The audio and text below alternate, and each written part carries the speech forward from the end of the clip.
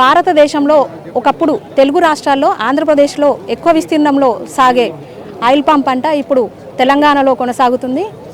దీనికి సంబంధించి తెలంగాణ రాష్ట్ర ఆయిల్ ఫెడ్ చైర్మన్ జంగారాఘవరెడ్డి గారు చొరవ చూపి తెలంగాణ రాష్ట్రంలో ఇప్పటికే లక్షకు పైగా విస్తీర్ణంలో ఈ ఆయిల్ పామ్ పంటను విస్తీర్ణం చేస్తున్నారు.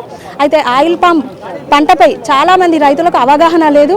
అంటే ఈ పంట వేసుకున్న ప్రతి చోట కూడా వ్యవసాయ అధికారులు అక్కడికి వెళ్ళి రైతులకు అవగాహన కల్పిస్తున్నారు. దీనికి సంబంధించి మనతో పాటు ఉన్నారు అగ్రికల్చర్ ఆఫీసర్ గారు ఉన్నారు, శ్రీనివాస్ సార్ గారు. నమస్తే అండి. చెప్పండి సార్, ఈ పామాయిల్ పంట గురించి చాలామందికి ఎక్కువ తెలియదు. మన తెలంగాణ రాష్ట్రంలో మామూలుగా వరి, పత్తి ఇట్లాంటి నూనె పంటల ఉత్పత్తిలో ఇక వేరుశనగ, నువ్వులు ఇట్లాంటివి చూస్తాం కదా. ఇప్పుడు ఎక్కువ ఇదే వినబడుతుంది. దీనికి సంబంధించి రైతులకు ఎట్లా మీరు అవగాహన కల్పిస్తున్నారు? యాక్చువల్గా మన రాష్ట్రంలో ఇప్పుడు 2,91,000 ఎకరాలు పామాయిల్ తోట ఉంది. అయితే మనకి మొదట్లో ఖమ్మం జిల్లా, తర్వాత కొత్తగూడెం జిల్లా సంబంధించింది. ఆ తర్వాత నల్గొండ జిల్లాలో దీన్ని మొదట్లో తీసుకురావడం జరిగింది. తర్వాత మన దగ్గర ఉన్నటువంటి వాతావరణ పరిస్థితులు అనుకూలంగా ఉంటాయనే ఉద్దేశంతో రాష్ట్రంలో ఉన్నటువంటి మిగతా జిల్లాల్లో కూడా ఈ పంట సాగుని పెంచుతున్నాం. సో దీనికి సంబంధించిన రైతుల అవగాహన కల్పించడానికి ప్రతి జిల్లా స్థాయిలో కూడా వివిధ శిక్షణా కార్యక్రమాలు ఏర్పాటు చేయడం జరుగుతుంది. తద్వారా రైతాంగానికి ఏదైతే మనం మేలు చేసే పంట ఏదైతే ఉందో, ఎందుకంటే ఈ పంటలో ఉన్న గొప్పతనం ఏంటంటే ఇది రైతుకు దీర్ఘకాలికంగా ఆదాయం ఇస్తుంది. ఒకసారి వేసిన తర్వాత 30 సంవత్సరాల వరకు రైతు కూడా దీంట్లో తన కాళ్ళ మీద నిలబడే అవకాశం ఉంటుంది. ఈ విధంగా వేరే పంటకి దేనికి కూడా సాధ్యం కాదు. ఎందుకంటే రైతులు మనం వేసే వ్యవసాయ పంటలు కావచ్చు, మిగతా పంటలు అన్నింటిలో కూడా ప్రతి 3 నెలలకి 4 నెలలకి పంట మార్పిడి చేయాలి. అదేవిధంగా కరువు లేకపోతే ఇటువంటి ప్రకృతి వైపరీత్యాలు ఏదైతే ఉన్నప్పుడు ఈ పంట పూర్తిగా నష్టపోవడం జరుగుతుంది. అదే పామాయిల్ వేసుకున్న రైతుకి ఏంటంటే ప్రకృతి వైపరీత్యాలు కానీ, వడగళ్ళ వాన కానీ, లేకపోతే మిగతా దేనికి సంబంధించినవి కూడా దానికి గురి కావడం ఉండదు.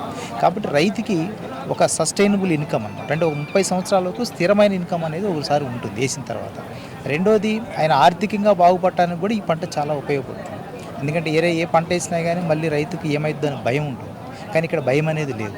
రెండోది కొనుగోలుకు సంబంధించింది కూడా గవర్నమెంట్ ప్రత్యేకమైన యంత్రాంగం దీని మీద ఉంది. ఇంకా ఆల్రెడీ ముందు పంట వేసే ముందే ప్రాసెసింగ్ ఇండస్ట్రీకి సంబంధించింది కానీ ప్రాసెసింగ్ కూడా ఉంది. మిగతా ఏ పంటలు వేసుకున్నా కానీ ప్రాసెసింగ్ లేదు. తీసుకొచ్చి రోడ్డు మీద పంట పెట్టుకొని రైతు ఎలా అమ్ముకోవాలని ఆలోచించాలి. కానీ పామాయిల్కి వచ్చేసరికి అలాంటి పరిస్థితులు లేవు. కాబట్టి రైతాంగం ఆ విధంగా మన గవర్నమెంట్ కూడా డైవర్ట్ చేస్తుంది. సో ఈ పంట పామాయిల్ని ఇంకా రాష్ట్రంలో విస్తీర్ణం పెరగాలని చెప్పేసి ప్రభుత్వ పరంగా హార్టికల్చర్ ఉద్యాన శాఖ తరఫున చాలా కృషి చేస్తున్నారు. అంటే సార్, ఇది ఇప్పుడు ఎకరానికి ఎన్ని మొక్కలు పెంచవచ్చు? ఇందులో అంతర పంటలు వేసుకునే అవకాశం ఉందా? ఎట్లాంటి భూమిలో వేసుకోవచ్చు ఈ పంటని? పామాయిల్ ఒక చౌడు భూమి తప్ప మిగతా అన్ని రకాల భూములు, చౌడు మామూలుగా నల్ల నేల అవ్వచ్చు, ఎర్ర నేల అవ్వచ్చు, రేగబడి కొద్దిగా ఉన్న నేలలో ఇవన్నీ కూడా పనికొస్తుంది. సో దీంట్లో పర్టికులర్ ఈ యొక్క భూమిలో వేయాలనేది ఏం లేదు. అది ఒక ప్లస్ పాయింట్ అనమాట పామాయిల్ సంబంధించింది. రెండోది ఇప్పుడు ఎకరానికి 57 మొక్కలు వేస్తారు. ఈ 57 మొక్కలు అనేది ఒక ఎకరానికి వేసి తర్వాత దాన్ని మన వయసు పెరిగిన కొద్దికి కూడా వాటి వల్ల వచ్చే ఆదాయం కూడా పెరుగుతుంటుంది. ఇప్పుడు కనీసం ఒక 50 మొక్కలు దాంట్లో మనం ఇళ్ళు తీసినా కానీ ఆ 50 మొక్కల మీద వచ్చే ఇన్కమ్ తోటి కనీసం 10 టన్నులు మినిమం తీయచ్చు రైతు. మన భూములు మంచివి కాబట్టి రైతులు బాగా చేసినట్టయితే ఇది 10 టన్నులు అనేది మేము యావరేజ్ ఇళ్ళు చెప్తున్నాం. 10 టన్నులే కాకుండా 15 టన్నులు తీయడానికి కూడా అవకాశం ఉంది. రెండోది తెలంగాణలో ఉండే అన్ని ప్రాంతాలలో, ఖమ్మం కాకుండా మిగతా ప్రాంతాలన్నింటిలో కూడా వాళ్ళు ఇప్పుడు అలవాటు పడుతున్నారు. అంటే ఇది ఎలా చేయాలి, ఇంకా దీన్ని అంతర పంటలు ఎలా చేయొచ్చు, దాంట్లో వేసుకుని ఏ పంటలు వేసుకోవచ్చు, ఎప్పటి నుంచి కొయ్యాలి, ఎరువులు ఎలా వాడాలి, ఇవన్నీ కూడా మేము శిక్షణ కార్యక్రమాల ద్వారా రైతుకు చెప్తున్నాం.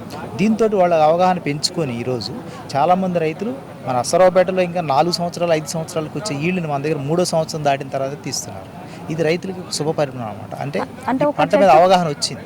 ఒక చెట్టుకి ఎన్ని గెలలు వస్తాయి సార్? ఒక చెట్టుకి గెలలు అనేది మామూలుగా చేస్తే రైతు బాగా చేసినట్టయితే దాదాపు 24 గెలలు ఉన్న చెట్లు కూడా మన దగ్గరే ఉన్నాయి. అది వాళ్ళు చేసేదాన్ని బట్టి ఉంటుంది. అంటే చెట్టు కెపాసిటీ ప్రతి నెల 2 ఆకులు వస్తాయి, దాంతోపాటు 2 గెలలు కూడా వస్తాయి. సో ఈ గెలలు వచ్చిన వాటిని పెద్ద చేయటం కానీ లేకపోతే వాటిని ఇంకా నిలుపుకోవడానికి గెలల ఉత్పత్తి పెట్టడం అనేది రైతు చేతులలో ఉంది. కాబట్టి రైతు రసాయనిక ఎరువులు, సేంద్రియ ఎరువులు, నీటి సంబంధించింది, దున్నటం, వీటన్నిటిలో కూడా కొద్ది జాగ్రత్తలు తీసుకుని జాగ్రత్త చేసినట్టయితే అది ఖచ్చితంగా రైతుకి ఎక్కువ దిగుబడి రావడానికి అవకాశం ఉంటుంది. అంటే మీరు అధికారులుగా ఫీల్డ్ మీదకి ఎన్ని రోజులకు ఒకసారి, అంటే ఇన్ని నెలలకు ఒకసారి అని వెళ్ళి చూస్తారా సార్? ఇట్లా ఖచ్చితంగా ఉంటుందండి, రెగ్యులర్ విజిట్ ఉంటుంది. ప్రతి వారం కూడా మాకు సంబంధించిన ఫీల్డ్ ఆఫీసర్స్ ప్రతి ఫీల్డ్లో తిరుగుతూనే ఉంటారు.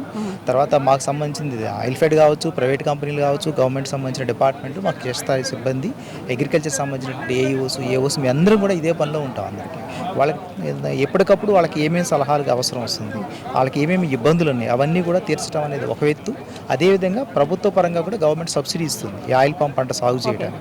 ఈ సబ్సిడీని కూడా రైతుకి ఇవ్వడానికి కావాల్సినటువంటి క్షేత్రస్థాయి పర్యటనలు చేయటం, ఆ సబ్సిడీ రైతుకు వచ్చేటట్టు చేయడం కూడా ఒక భాగం అనమాట. సో ఈ విధంగా రైతుకి పంటకు సంబంధించింది, సబ్సిడీ సంబంధించింది, ఈ రెండింటిని కూడా టేకప్ చేయడానికి డిపార్ట్మెంట్ ఎల్లవేళలా పనిచేస్తుంది. Okay, thank you.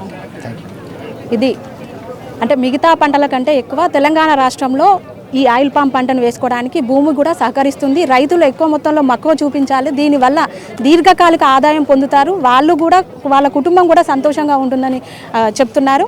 రైతులకు ఏదైనా అవగాహన లేకుంటే ప్రతి నెలలో, అంటే నెలలో 15 రోజులకు ఒకసారి కూడా మేము ఫీల్డ్ మీదకి పోయి విజిట్ చేసి వాళ్ళకు అవగాహన కల్పిస్తూ ఉన్నామని చెప్తున్నారు అగ్రికల్చర్ ఆఫీసర్ శ్రీనివాస్ గారు. తొర్రూరు నుంచి కెమెరా పర్సన్ సతీష్తో సోనీ, వరంగల్ టైమ్స్.